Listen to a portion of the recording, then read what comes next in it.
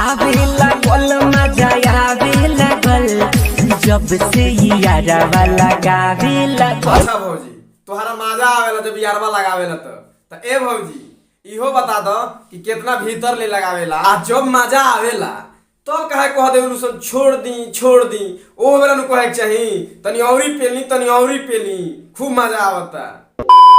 तो क्या हाल बा भाई लोग, आई होप कि बहुत बढ़िया होगो लोग। तो भाई लोग आज हमने के फिर से बात करे वाला बानी सन भोजपुरी इंडस्ट्री के कुछ वीआईपी सिंगर लोग के बारे में।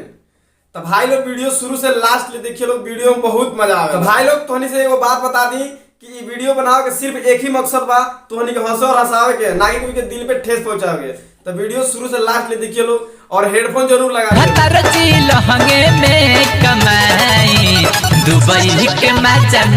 वाह भौजी वाह का बात कहल।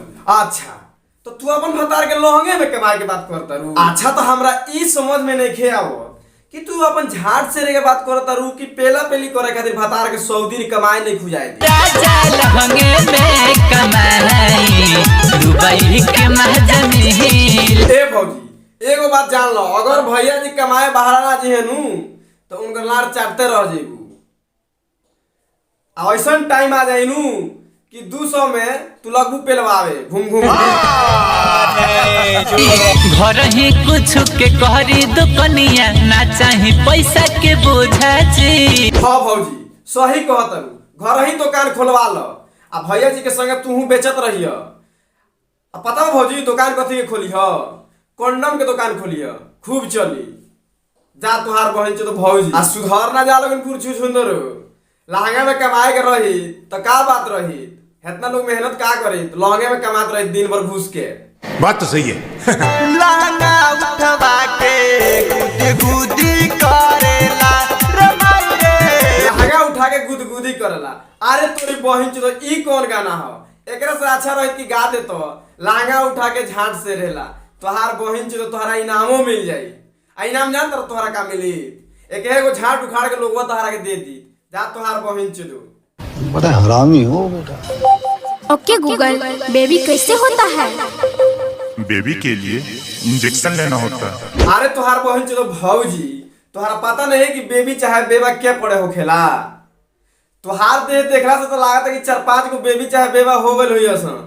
आ तब तू गूगल से पूछा तारू कि हम से काम न होगा ऐसा कि बहुत डर लगता है रे। अच्छा तो तोहरा ये सब काम से डर लागता आ देह देखला से तो लागता कि तू कितना बार पेलवा ले होगबू आ झूठो में कहत कि तोहरा डर लागिला। सही पकड़े हैं। अपनी जवानी को बर्बाद नहीं करूंगी तेरे संग रे। आयो के बर्बाद करबू जवानी, तू और पेलवा ले बाड़ू कि पहले ही सब बर्बाद बा। आ इतना ना पेल देले बड़ा सन कि झुला देले बड़ा सन। आ तोर सामान देखला से लागत आओ सनम जाओ सनम। आ कहीं गलती से अगर मुड़ी जे सट गइल नु तो सर दे घुस जाई। कैसी अपमान जनक बातें कर रहा है। जान ले मोयो खरे तोहर बड़ी मोट लगता। अच्छा भौजी कौन चीज के बात करता है? हमरा बुझाता कि तू देखले बाड़ू तो इहो बता दा भौजी कि कितना मोट बा। घोड़ा के लाड़ इतना मोट बगा बता के जान ले मोयो खरे तो हर जान चल जाई। घोड़ा के पेल्ला से तो तोहनी के मुंहबे ना करेलू सन, तो आदमी के पेल्ला से का हुई? पेलवा ठीक है। ओ भाई मारो मुझे मारो नहीं ये मजाक हो रहा है। एक सेकंड बड़ा खखुआइल का है ललन भोजपुरी कैले नखी कब गरई के मूड़ी। और का कहलू हो तू गरई के मूड़ी नहीं को खइले त ए भौजी हमरा लगे बा चेरंगा के मूड़ी आवो खा लो।